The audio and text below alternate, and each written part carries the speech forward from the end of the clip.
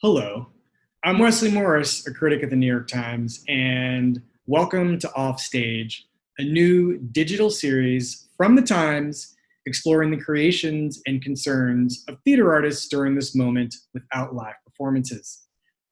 We started planning this first episode a few weeks ago, and it was focused on the Broadway season that COVID-19 and the pandemic cut short. And we were in the middle of capturing performances and interviews when the world basically changed.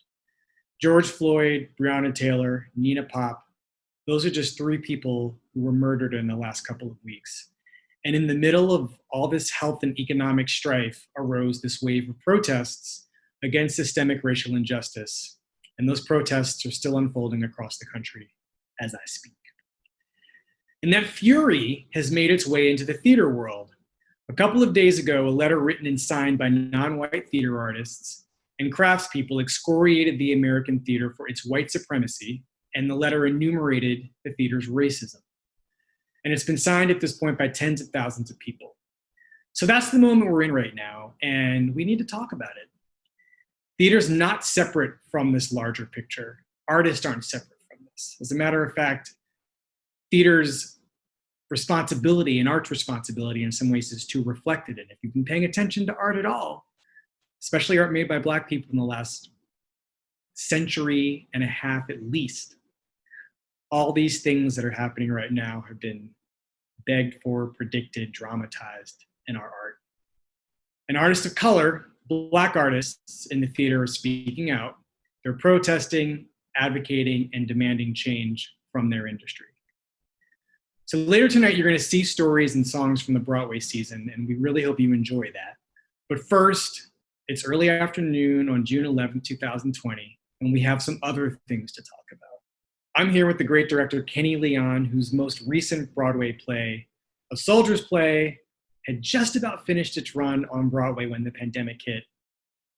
I'm also here with Adrienne Warren and Daniel J. Watts, who play Tina and Ike Turner in Tina the Musical, and also Celia Rose Gooding, who has a big part in Jagged Little Pill. Hi, everybody. Hi. Thanks for participating in this. We all really appreciate it. I guess I would like to start by asking how you all are doing. And I don't mean that in a white friend way. I mean that in a spiritual, there's two parts to how are you doing. How are you professionally doing right now?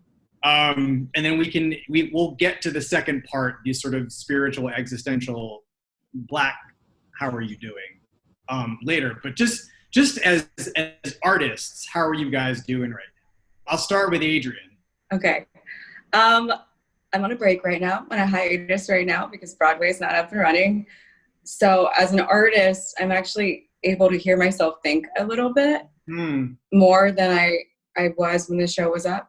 I am healing a lot of injuries and I'm taking a lot of time for myself and my family, which has been very important because I've been working on the show Tina for 4.5 years. So it's nice to kind of get back to me and myself and my family. I'm also inspired to kind of get back into, I've been writing music. I've been doing yoga and meditation. As an artist, I feel actually very liberated by this time of pause. So that's been a nice bit of light. Is part of this break for you a little bit also, what's your routine in terms of staying in shape to resume playing Tina Turner? Yeah. See, I kind of had to shift my mind frame from staying in shape to play Tina Turner and rather to stay in shape to be a healthy me right now. Okay. Yeah. Because I've been so focused on the show for so long that I need some time to just be healthy for me. Okay. So that's been my main focus. And waking up every morning being grateful for the health of my family or health of myself and doing whatever I can to continue to stay healthy. That's our only job right now, right? Yes. In this pandemic is to stay as healthy as we can. That can help the world. Celia, what about you? How are you feeling? That's a very good question. I think so much of my life, especially just because of my age and this being my debut in Jagged Little Pill, I'm just trying to figure out more of, and this is going to sound so vague, but more of who I am as a person and not as a kid getting ready to do a show, because that was my life since I was about 16. Mm-hmm. And I'm 20 now, even though I don't feel like it, obviously.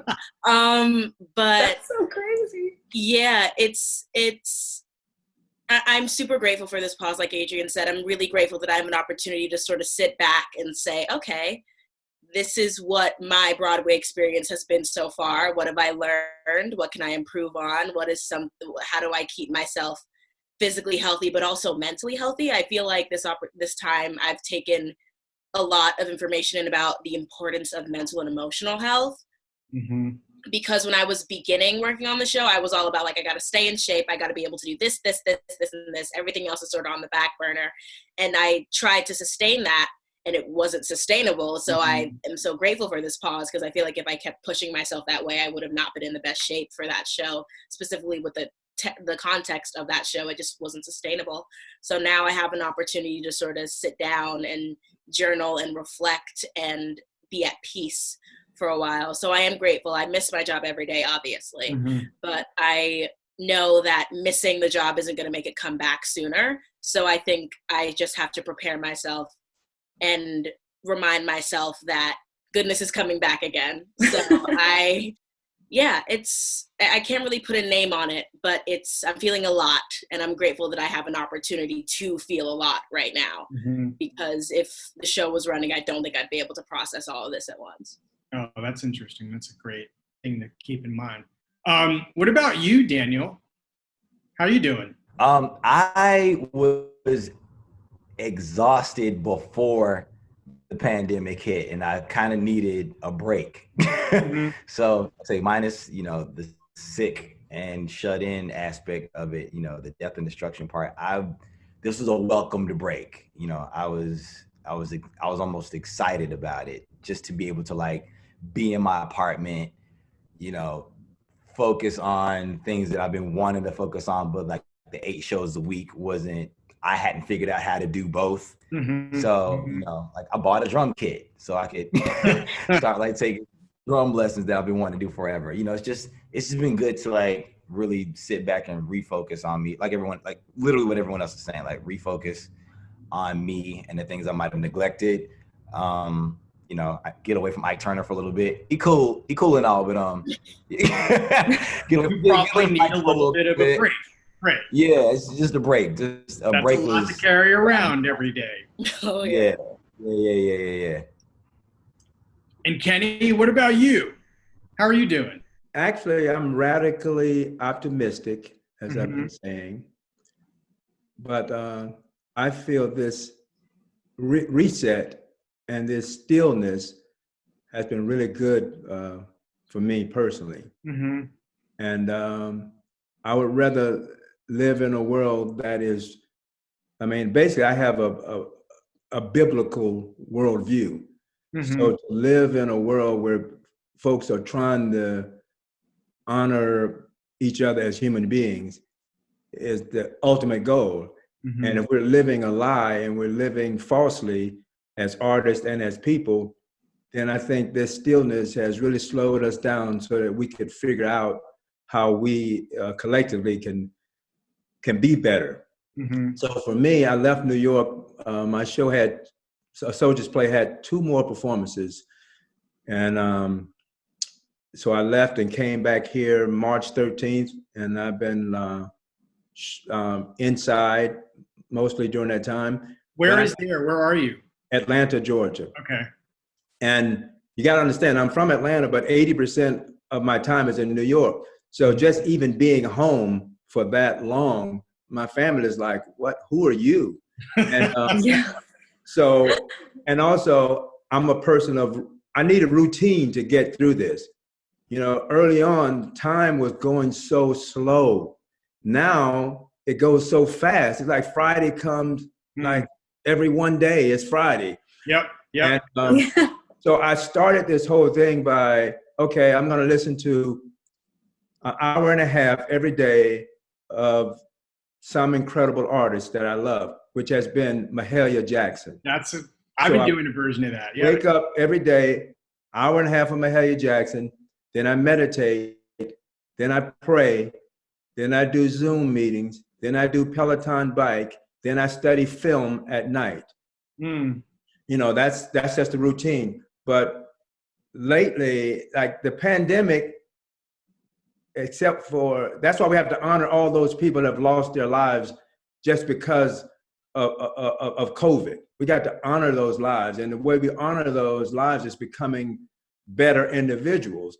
And so when the racial thing hit, and then we, you know, all these people that we've been telling, all of us on this, in this conversation now, we've been carrying the weight of this all of our professional lives. Some of us are 20, some of us are 60, but we've been telling these stories and carrying these stories. And now it's really time for our white friends and colleagues to do the heavy lifting now, but not without us. And also not without the people who came before us. So we stand on the shoulders of Ruby Dee and Ossie Davis and Harry Belafonte and Sidney Poitier and Della Reese and all these people. And we have to realize that we're the product of generational prayer. So I've been focused a lot on that, because even if you happen to be Christian and you're reading the Bible, if you compare everything that's happening in the Bible or whatever you choose to be your religious books and compare it to now, it's the same thing as the evolution of us as people. So I'm optimistic when I see young people out in the streets with passion and fire. And I know that 30 years ago, I would have been in the street, but now I have another role. I have to lend my voices and my dollars to this cause. And this is our moment, because this is slightly different than everything. You know, I integrated my high school. You know, I was the first group of Black folks to go to school with white folks in my hometown of St. Petersburg, Florida. So, but this is different because we have ears that we didn't have before. We have a little more willingness than we had before. So, like I told a friend this morning, he said, I'm tired of fighting these struggles. I said, don't get tired now. You know, we get tired if we don't rise to this moment. Then you get tired, but it needs all of us. It needs, we got to honor everybody that's come before us, and we got to honor this youthful energy that's out there. And, you know, I'm doing good though, because I think all of this needed to happen to make us better people, to make us better artists, to make us attentive to what even does it mean to be Black or white? And does those boxes of Black and white, will that be able to maintain us as we evolve into becoming better humans? That is spoken like a man who has directed a bunch of August Wilson plays. Yeah. Thank you. So I guess, I mean, since we're here, I guess we should just talk about the petition, right? You know, a few days ago, there was this petition by BIPOC, which essentially like enumerates all the ways in which what the group is calling white American theater has failed non-white participants in that industry. And it is an almost scene-by-scene accounting of the way racism and ideas of white supremacy function in American theater, and it's a rejection of that history, but it is also a call for reckoning. And first, I guess I should ask whether everybody signed it, and if you, and I'll start with Adrienne and ask if you signed, and if you did or didn't sign, why or why not? I have signed it now. I wanted to take some time with it. I read it a few times, and I have a non-for-profit that a couple of colleagues and I established a few years ago in 2016 called Broadway Advocacy Coalition, And I was really focused on that when this letter first came out. And so I didn't have the time to sit with it to sign it publicly, but I have signed it since. And one thing that I love about it is very frank about it. It doesn't try to to polish it at all. And I think that's where this conversation needs to begin. We need to start being more transparent about what has happened. We need to truly reflect on what has happened so that we can examine it and then figure out what steps we need to take to move forward to be a more equitable community. And that's what I loved about it. So I have signed it now. Okay. Celia? Yeah, I signed it and I sent it out to as many people as I could possibly send it out to. I was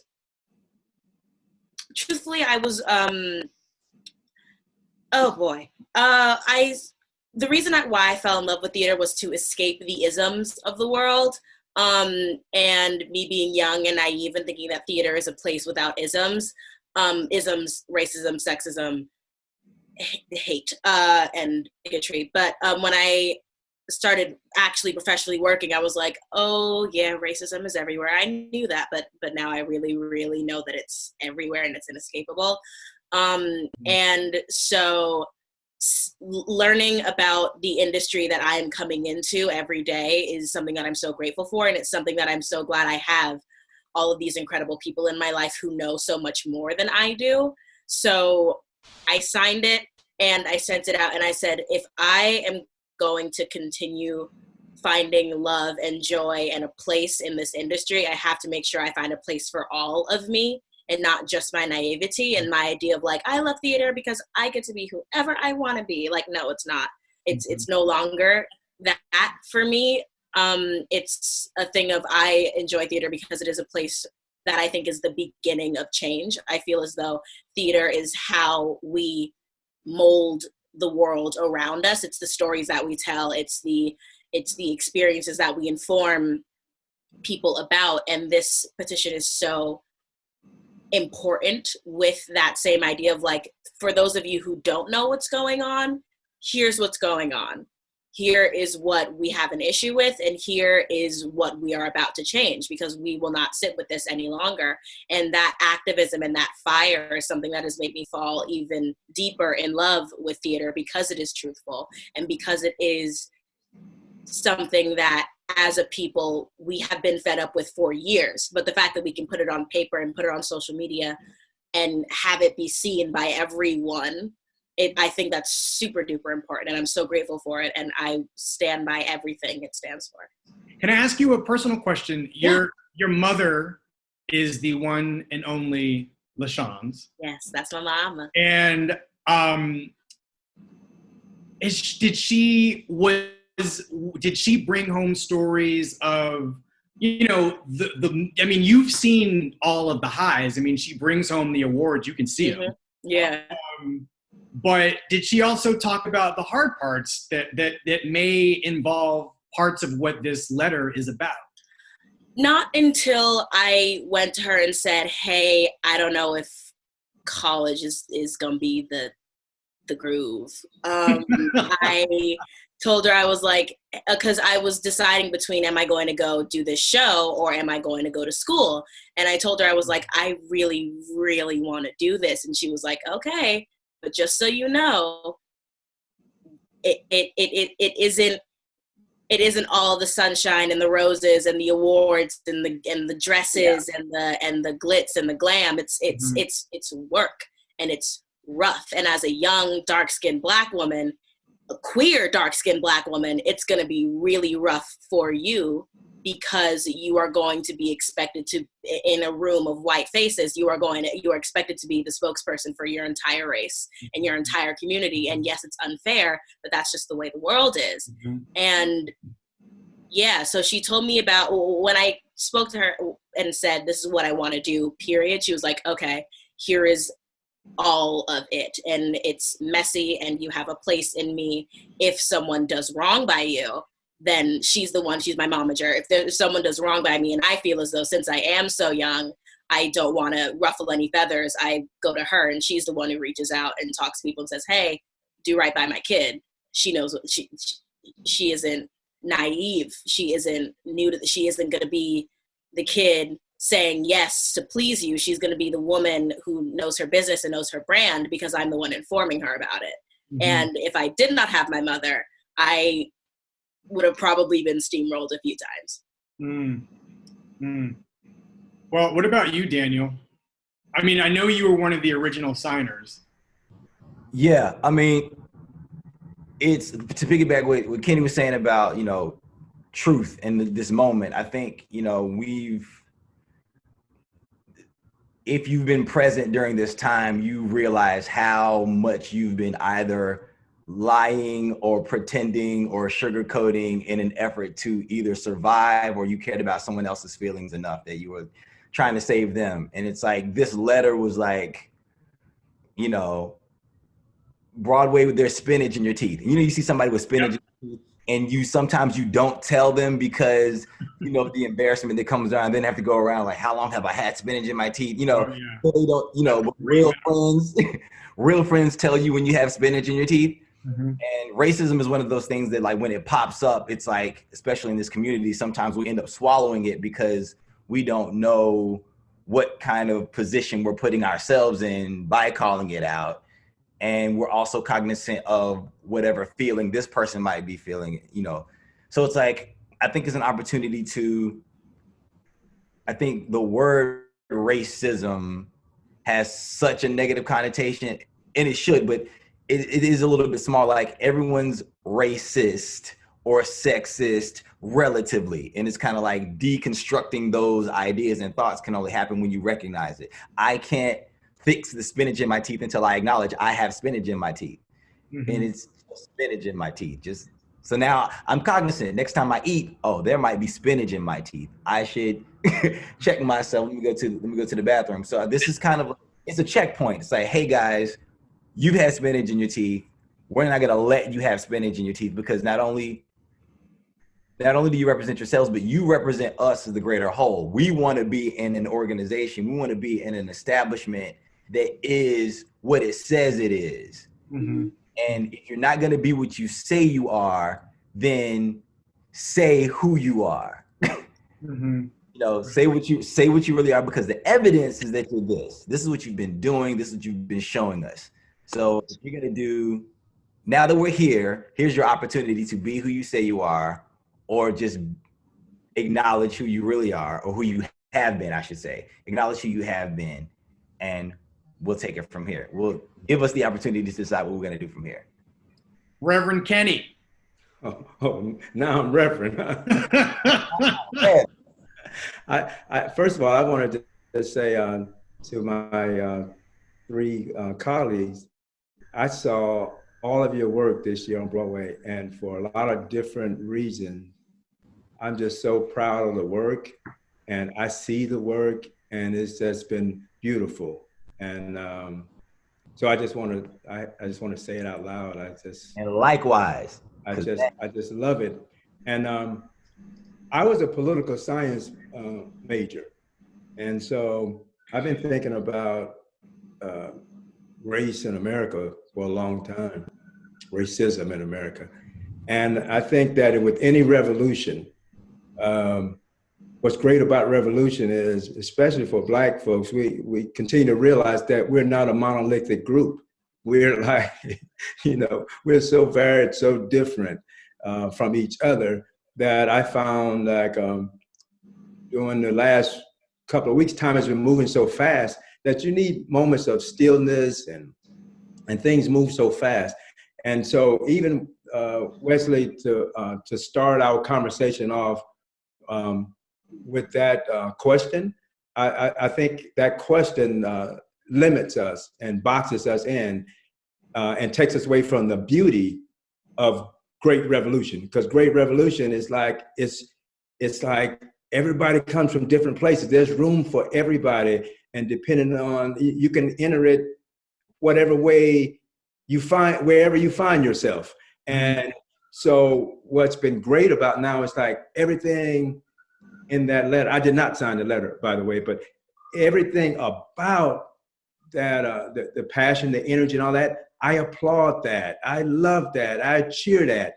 And at the same time, where I find myself individually, I'm focused on other platforms, other ways to do things, other ideas and all that. And I think that all of it collectively is what makes it a revolution that is even more possible of reaching its goals. And so no one can put us all in boxes. You know what I mean? It's like we're young, we're queer, we're straight, we're black, we're old, we're all of that.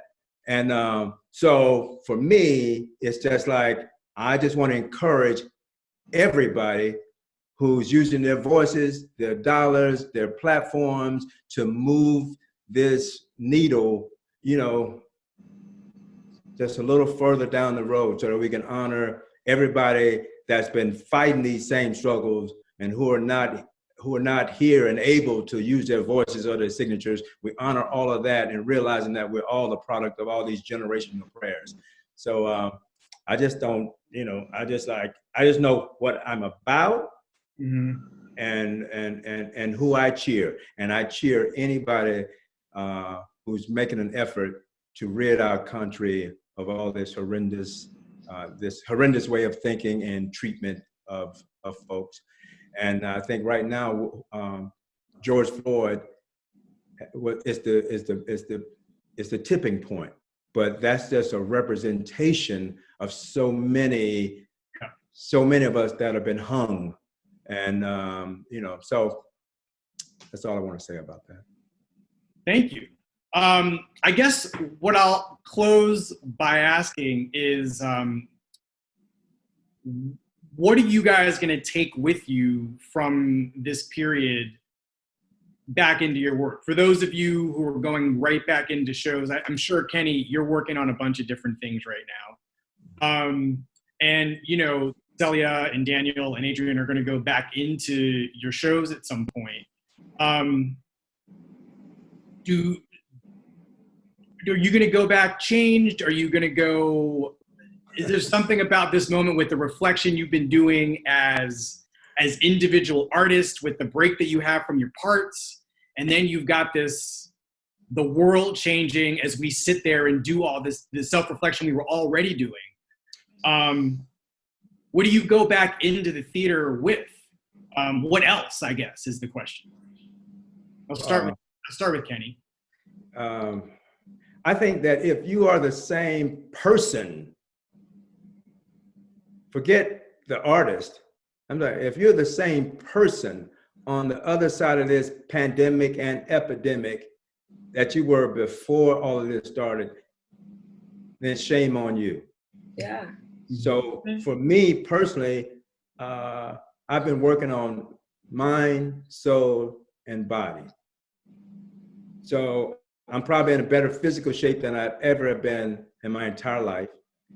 I'm probably, I've listened more to other writers now and read plays that I've wanted to read and revisit artists that I've wanted to revisit. I've had the time to do that. And also I'm understanding better my connectedness to all the other human beings in the planet. So not that I didn't think I was doing work that honored that before, but now it's even, it's deeper and more authentic and more honest. But I think as an American, I think I have to work harder to do what I can to help this fight of prison reform and also the relationship of police to our communities and how we Blacks have been dealt with in a very aggressive way for a long time. And we have to get to where people start, or at least the police start respecting us as communities and as people and try to solve our problem that way. So I probably put more time into the criminal justice system and the relationship of community. But as an artist, we're the second level of essential. You know, we're not the first line of essential workers, you know, but we're that second line because we tell the stories and we have to tell them authentically and honestly. And all of us need to tell all of those stories. So I know how I want to better spend my time. I can't spend the rest of my life doing anything that doesn't uplift. And so it's just like, now I know, like, okay, if there are negative people in your life, you don't need to spend a lot of time with them. If there's negative energy, you don't need to spend a lot of time with it. If there are institutions that don't support where we want to go now, we don't need to spend a lot of time. I don't need to spend a lot of time with them. So I think we've been telling these stories. If you look at all of our stories, if you look at, Tino's story, the Jagged Hill story, the Soldier's Play, we've been trying to scream out through our work, things we should look at in our lives to make America more just. So all we need now is just to do more of that and to have our white folks be more attentive to the fact that we need to have equal access to those small and large stages to share those stories. And we need folks in the audience to have the ears to hear those stories. It's actually a kind of a safe way to learn about each other, is to sit in a dark theater looking at artists on stage. Mm-hmm. Daniel, what are you going to take with you? I don't know. I just, this is chrysalis time. We're all in cocoon time right now, and we won't emerge until it's time to emerge. So it's just like I'm doing my best to stay as present as possible. We don't know what after is. When this is over, we won't be doing what we were doing before. So I'm waiting to see how everyone has adjusted. But there's things are changing and / having changed. Yes, but I mean, like, it's again, like I still can't go to the grocery store and not stand 6 feet. Yes. I don't know. I know that I'm still waiting to see how Broadway is going to respond to this letter. Broadway might be like, you know what, we've had enough of you. And yeah. I mean, like, I don't have any idea what is to come. There could be this could go south very quickly, and they don't have a choice about that. They can't go south. They can't go south. I know, but I'm just saying, like, what is the response? I just know that I want to, whatever I do, I want to be as honest and as authentic as Daniel possible. I don't even say humanly possible, as Daniel possible. What is the most honest, truthful, authentic Daniel I can be, and also being okay when people aren't okay with that. Not trying to fit into someone else's expectations or perceptions or whatever, what have you. Just be me. Celia? Something that Daniel said in his jam was to investigate your silence. And I have not been able to do anything but that. And I'm so grateful for you, Daniel, and all of your jams. They're my favorite thing in the world. So thank you. Please never stop them, because I will cry myself to sleep. I think something that I've learned is that I find comfort in silence, because once I am silent, I'm no longer able to be blamed for things because I didn't say anything. So I think I have been silent for many reasons. I've been silent for the sake of my career. I've been silent for the sake of relationships that probably don't serve me. I've been silent for the sake of white comfort, and that hasn't worked, clearly. So I have to investigate my silence, and I have to understand why I've been so quiet. And I'm on that journey, and I'm so grateful that I'm on that journey right now, instead of in the 8-show-a-week process of investigating, why didn't I speak up because of that microaggression? Why didn't I speak up? And now I have an opportunity to look back and say, these are instances in which I was silent on purpose. And now I can go back into the world when we rise from the ashes, like the phoenix says that we are. It's going to be an opportunity for me to no longer be silent, and me to speak my voice, and for me to find confidence in that, because as Black people, we know that white people are afraid of our confidence. They're afraid of our belief in ourselves, and that's why they tell us that that we're unable to insert anything here. The fact that once we find confidence in ourselves and find confidence in our voice and in our power, from our ancestors and from each other, that's when they get scared. And I feel as though now is a perfect opportunity for me to find power in my voice and find confidence in myself, because I am here and I am the product, as Kenny said, the product of generational prayers. I'm here for a reason. So why on earth would I be silent? That doesn't serve anyone. My ancestors were forced into silence. Now I have an opportunity to speak, so I'm going to do that because they're fighting for that. So I would be doing my ancestors a disservice by staying quiet and complacent for the sake of a institution that has never served me. And I love this, and I love this. I love Broadway, and Broadway is my everything. But Broadway has not served me in the same way that it serves others. And I've sat with that because I'm like, well, that's just the way life is, but that's not fair. And my ancestors would not be okay with me saying, well, that's just the way life is. They fought so that I can continue to fight. They didn't fight for me to sit still. So I think now I have an opportunity for me to, I'm just grateful for this opportunity to find my voice in this stillness and in this time of quarantine, to find exactly what I want to say, because when I say it, I'm going to say it with my full chest and with my full voice, because that's what they fought for. So I'm grateful to get to that, and I'm grateful for this journey of getting to that, because even on the way to that point, I'm learning so much, and I'm so grateful for it. Wow. Adrienne? I'm overwhelmed right now because I remember you when you were a baby, and I just can't. The funny thing is that everyone in this call has known me at many stages of my life.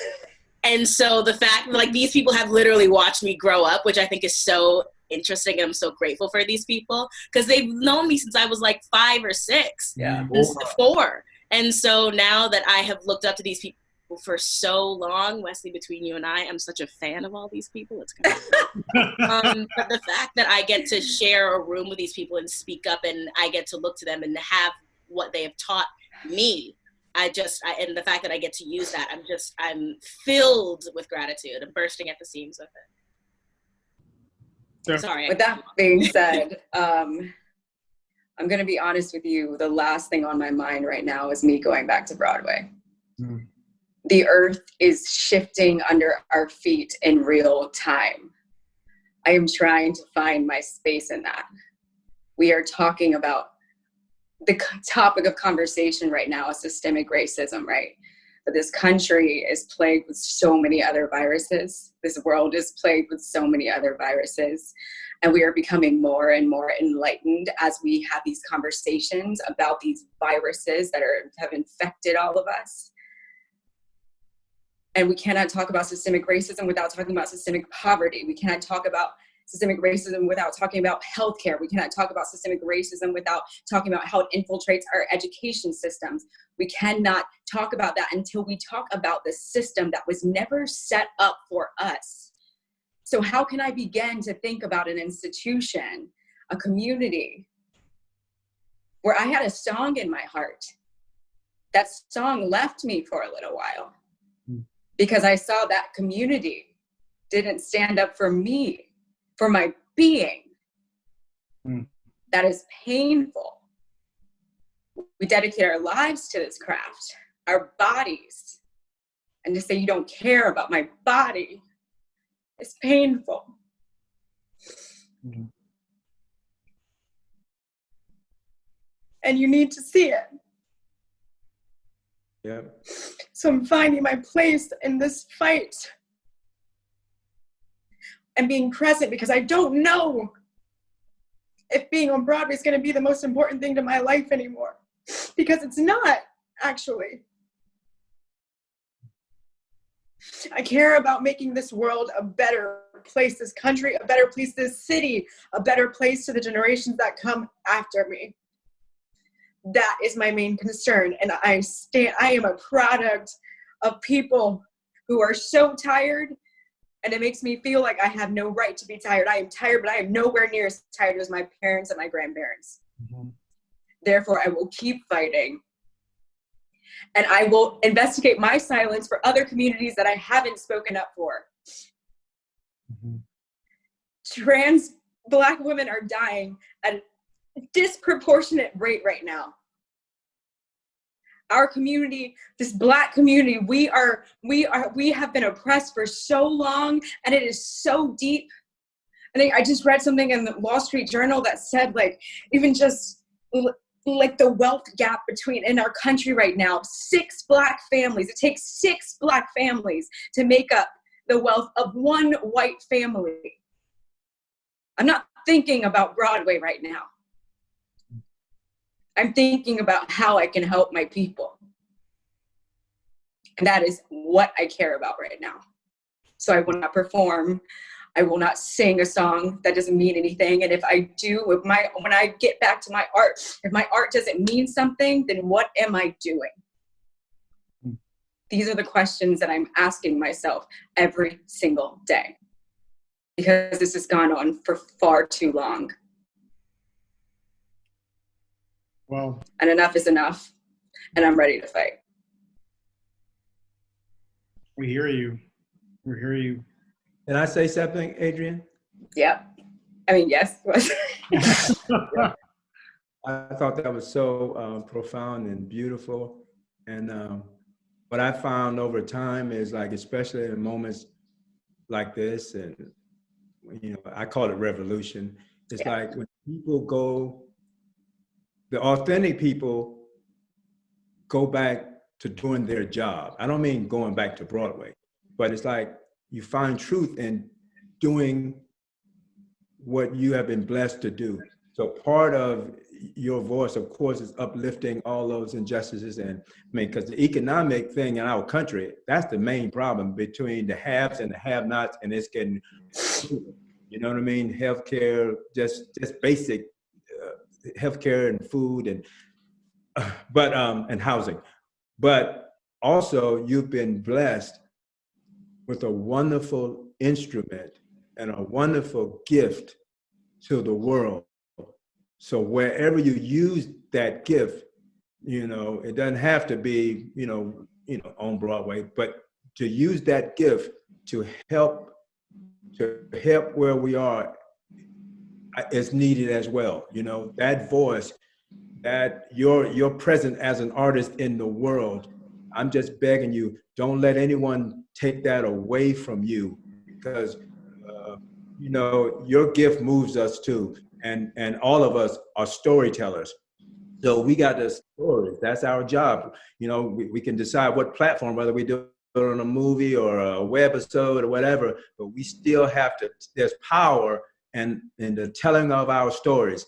That's why they have been resisting us. That's why they're like, they don't want to put 2 Black people on the production team. That's why they don't want to put the right people in the right places to decide who gets a theater for a play, you know.